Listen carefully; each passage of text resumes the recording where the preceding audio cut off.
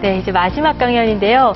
사실 행복한 아이를 만들어주고 싶긴 한데 교육과 연관이 되면 좀 행복과 거리가 멀어지는 것 같거든요. 네. 오늘 어떻게 그것에 관한 해법 들려주실 수 있는 건가요? 예, 결론부터 얘기하면 행복한 아이를 만들려고 노력하지 마라가 될 것 같고요. 네.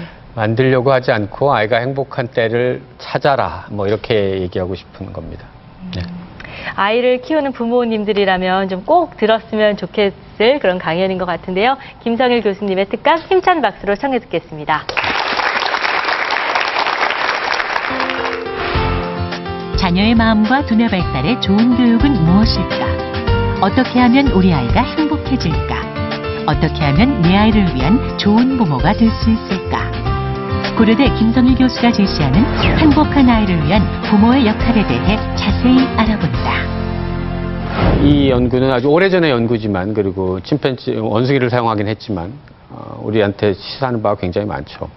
보면 알겠지만 보호자로 가짜 원숭이를 만들었는데 한쪽은 쇠 철망으로 돼 있고 한쪽은 천으로 둘러싸여 있어요. 어느 쪽을 더 선호할까요? 네, 당연히 천으로 둘러싸인 곳을 더 선호해요. 둘 중에 어느 곳으로 가냐라고 선택을 하게 하면 천으로 쌓인 곳으로 모든 침팬지들은 달려갑니다.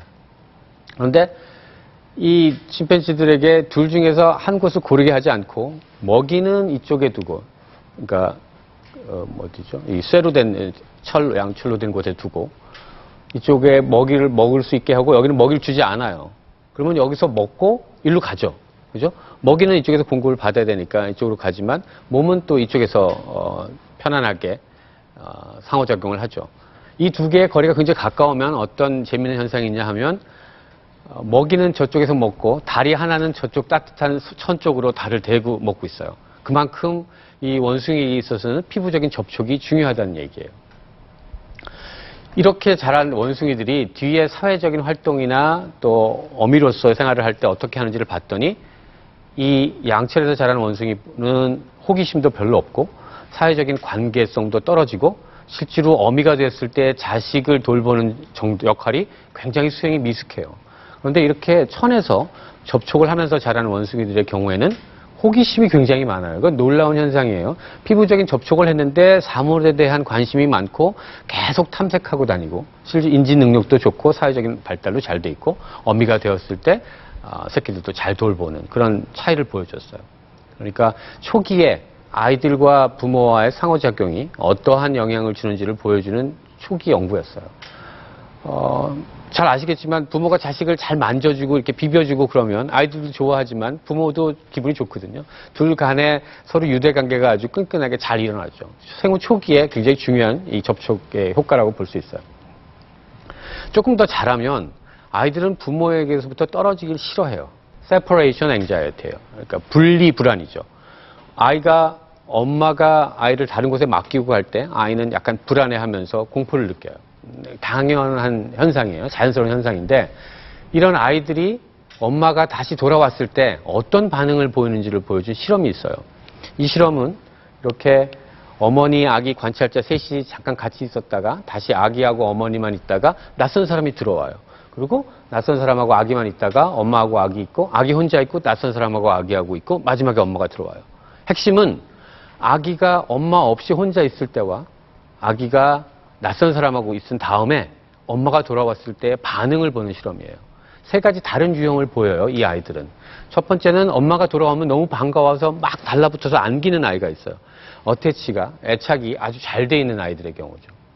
두 번째 유형은 엄마가 돌아오면 막 화를 내는 애들이 있어요. 뭐 집어 던지고 신경질을 내는 거죠. 그동안 어디 갔었어? 원망하고 이런 공격적인 행동을 보이는 아이가 있고요. 또 하나는 무시하는 아이들이 있어요. 엄마가 와도 다시 돌아와도 속으로는 반가울지 모르겠지만 표현을 안 해요.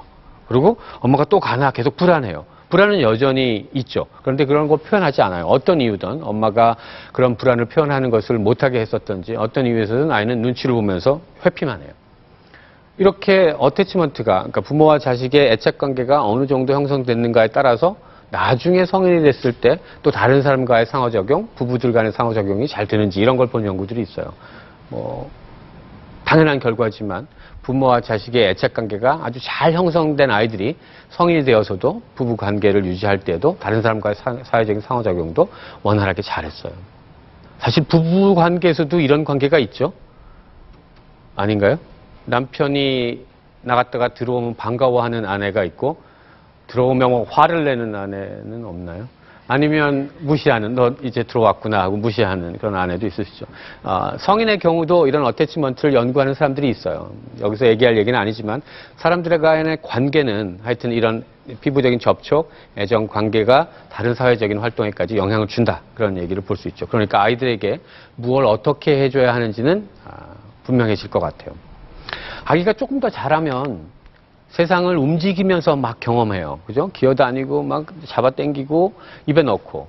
이 시기에 아이들이 가장 많이 하는 행동이 빨기예요. 막 빨아요. 왜냐하면 세상을 빠는 거 말고는 이해하지 못해요. 빠는 거 하나로 세상을 이해하는데 이 아이는 뭘 빨고 있어요, 지금? 돌을 빨아요. 이 아이는 무슨 상태일까요, 지금? 돌을 빨라고 마음 먹었을 때는 한번 빨아보자였어요. 그런데 이게 빠니까 잘 안 빨리죠? 맛도 없고 아파요. 이럴 때 아이는 어떤 생각을 할까요? 이걸 빨면 안 되겠다. 세상에는 빨 것이 있고 빨지 말아야 할 것이 있구나라고 세분화되는 거예요. 스키마가 세상 지식이 세분화돼 가는 거죠. 여러분들이 무엇을 배운다는 것은 이렇게 A라는 범주, B라는 범주, 이런 example, 예와 이런 예가 아닌 것들, 이런 것들을 가려내는 게 학습하는 거예요. 근데 이 아이는 실제로 자기가 알고 있는 지식 하나, 빨기 하나 가지고 이 세상을 움직여 나가면서 배우는 거예요. 상당히 많은 걸 배워요. 보면서 배우기도 하고 직접 자기가 해보면서 배우기도 하고 움직이면서 배우는 시기예요. 제가 이 강에서 많이 얘기했지만 놀람이 없이는 학습이 일어나지 않아요. 이 아이가 만약에 이걸 먹어서 이게 입에 쏙 들어갔다면 그냥 그건 끝이에요. 그런데 먹으면 안 된다는 걸 경험할 때 이 아이는 반드시 놀라야 돼요. 놀라야지만 학습이 일어나죠. 그래서 세상을 경험하면서 많이 놀라고, 물론 까무러칠 정도로 놀라는 게 아니라 깜짝깜짝 심리적인 놀람 기제를 경험하면 이 아이는 세상에 대한 이해가 넓어져서 세상에 대한 적응을 잘 할 수 있죠. 부모와 자식 간의 관계도 사회적인 관계예요. 아주 친밀하고 뗄래야 뗄 수 없는 관계지만 사회적인 상호작용의 결과죠. 또 학교에서는 동료들하고 상호작용을 해요, 아이들은. 최근에 나온 뇌 연구 결과를 보면 신체적으로 겪는 고통과 사회적으로 겪는 고통이 거의 뇌에서는 차이가 없더라. 이런 연구가 있고요.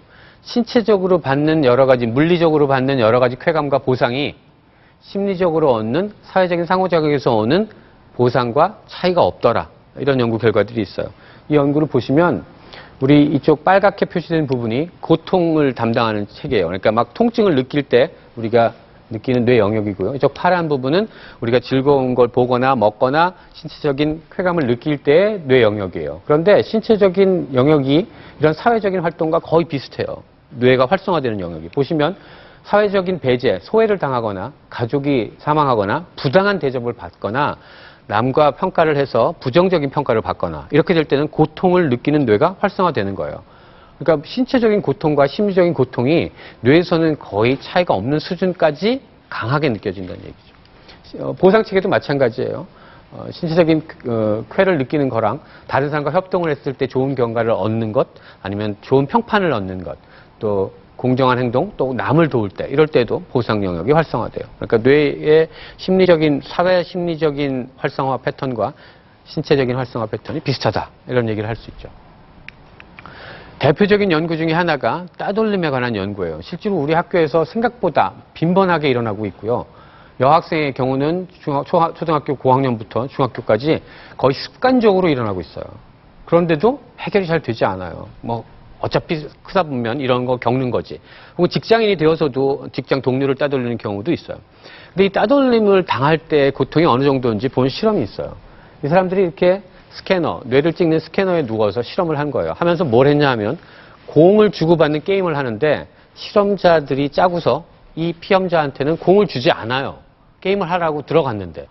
그러니까 한 10분 내내 공이 나한테 오지 않는 걸 경험하고 처음엔 좀 오다가 오지 않는 소외를 경험한 거죠. 이때 이 사람의 뇌를 본 거예요. 그 뇌가 아까 봤던 페인 네트워크에 해당하는 페인을 겪은 뇌와 똑같은 활성화를 보였어요. 그러니까 다른 사람이 나를 소외시켰다라는 그런 모르는 사람들이에요. 그리고 나는 여기서 나가면 나의 친한 친구들이 있어요. 그렇지만 그 스캔하는 짧은 기간 동안에 느끼는 고통이 물리적으로 느끼는